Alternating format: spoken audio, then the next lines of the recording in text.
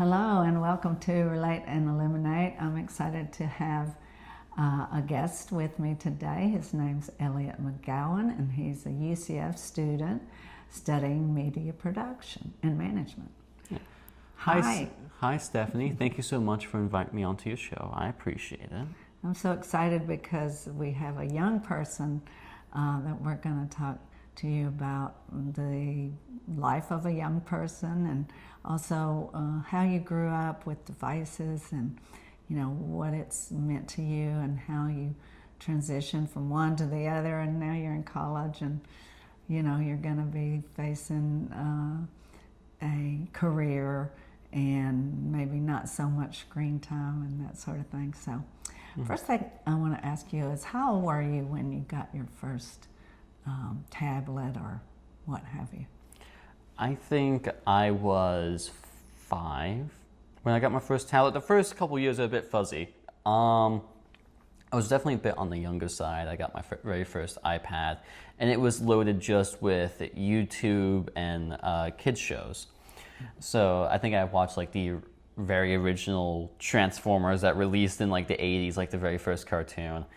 I had Jurassic Park, which maybe I shouldn't be watching Jurassic Park at that age, but I had Jurassic Park, and obviously I had YouTube that was filled with typically people that were playing games. It's called Let's Plays, where basically you watch YouTubers that basically play video games.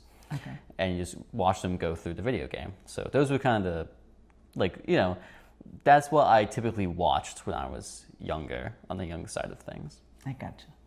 And so that was on a tablet or you had an iPad or something? Yeah, I had an iPad. Yeah.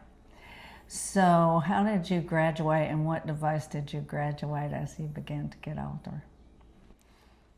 As I began to get older, I think it's around 13 when I got my first phone.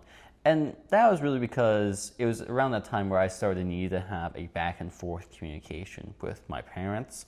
I started getting more involved with the clubs and sports at my middle school. And, it was also partially a safety thing. My parents wanted to make sure they were able to contact me in case, anything goes wrong or something happens. It was just very important to them. So that's around when I got my very first phone. And obviously with that first phone, I came with a whole bunch of different apps and things along that nature. So I really began to transition from my phone around that middle school age. Or to your phone? Yeah, to my phone. Yeah. Did your parents put any controls on it so they knew you were watching good content or, that sort of thing? They didn't necessarily put any controls on it because they trusted me. Yeah. So if I had, done something untrustworthy, I'm sure they would have put some controls on it. Yeah.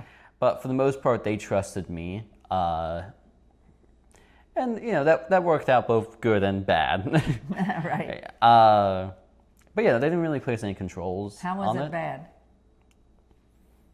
There are definitely some things that I watched that I definitely wish I, was probably not appropriate for me at the time. I gotcha. Yeah. Maybe it would have been better if I steered away from that, but nothing I can really do now. No. You can learn from it. That's true. You can't unsee those things. No, not at all. By the way, Elliot's a Gen Z, and so it's quite a generational change. I'm a baby boomer, so there's been a lot of generations between he and I. And so, what does that mean to you? That you grew up on... Like the digital age? Right. I guess being a part of Generation Z means that we are the up-and-comers to kind of like how every generation is. The people who are coming into their own, especially right now, as a Generation Z person, I am coming into adulthood, and that comes with a whole bunch of other worries and concerns right now. That's what it means to me at this time. When I was younger, it might meant that I was, part of the generation that was in middle school that had grew up with technology. That's it.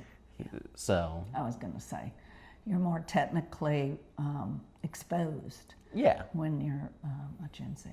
Yeah. Well, I think almost everyone in my generation was exposed to technology very, very Yeah. early. Yeah. And I think that's, not necessarily the fault of anybody or No. not necessarily a good thing, not necessarily a bad thing. So, because we definitely have a greater knowledge of technology because that's what we grew up with. And that goes on to help fuel more technical jobs. I mean, I know plenty of people who are in my generation that are going into, say, computer science, for example. I'm going into media production and technology. And that's partially because I grew up with technology. I feel very comfortable with it. Yeah, yeah. And so you were watching shows and YouTube's videos. Now, what would you say your content that you're consuming is? Did it get more into games? And Yeah, I definitely got a lot more into gaming. For example, I got to play a lot more games with my friends and stuff like that. So we usually, to coordinate, what time we're playing games, to talk with each other, we usually use apps like Discord or GroupMe that are basically these big your own server rooms that you can set up with your own voice channels and text channels where you can communicate with each other. And it's really just a great platform for people to meet digitally. I've met, I think, a decent amount of my friends through online, and then we go on to meet in person and we become really good friends. So, I mean, I spend a lot of time there. In terms of like shows and content that I'm watching, it's definitely gotten a lot more mature as I've gotten more mature. Yeah, so I mean, that's kind of how it's progressed in a way. I know we talked about this before, but you sort of maturing and realizing that maybe you could lessen your screen time. Tell me how you did that, or done that. How you have grown to that. Yeah, I mean, as you grow older, and this is gonna happen. This is probably happening with my generation overall, is as you grow older, you have more responsibilities. And once you have more responsibilities, you need to be able to allocate more time to it.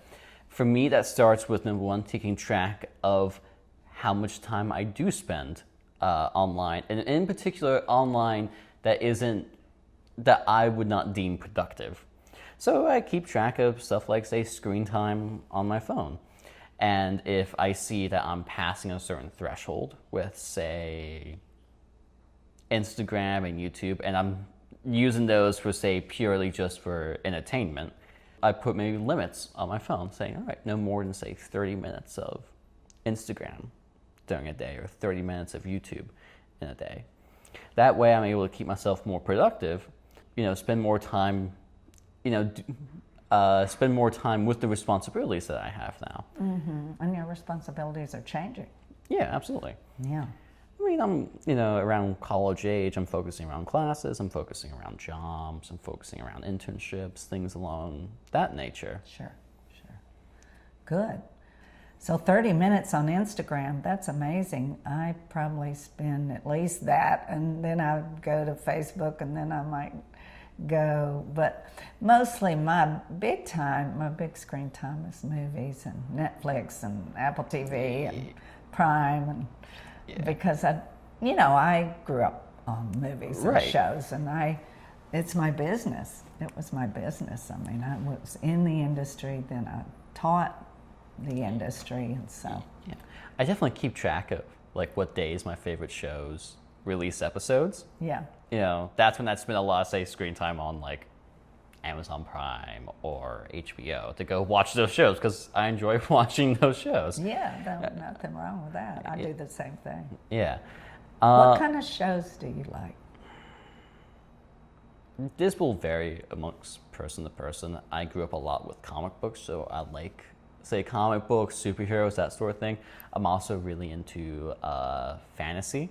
Yeah. So the Lord of the Rings, Game of Thrones, Harry Potter, those are also sort of my jam. So those are the main things, main genres of content that I consume. So, but I mean, obviously there might be a crime drama or a medical drama that catches my eye, and I'll go and watch that for however long a season or episode takes. Do you binge watch? Yeah, it's not the best habit, but I do. I do. Yeah. It's really easy nowadays with streaming services. Yeah. If they're not releasing episodes weekly, which is what they're going to, which is what most are going to now. Right. If they said drop the whole season at once, it's very easy to get into that habit of, all right, episode 1 was great. Let me watch episode 2 now. And then you realize that you know, for the last like 6 or 7 hours, which, because, you know, TV shows are airing towards longer episode times. You realize for the last 6 or 7 hours you've watched nothing but, you know, that season of a TV show. As you know, it's a good way to experience, but also a bad way to experience it.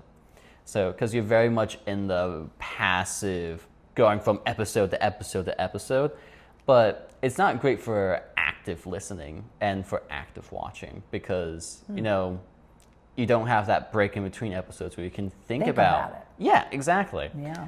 So perhaps some of my favorite shows are shows where I'm like able to try and predict, and this is because this is not something that's specific to Gen Z, more specific to me because I enjoy stories where I love to be able to kind of predict where a show is going or form different theories about, all right, here's what I think might happen as a result of this last episode.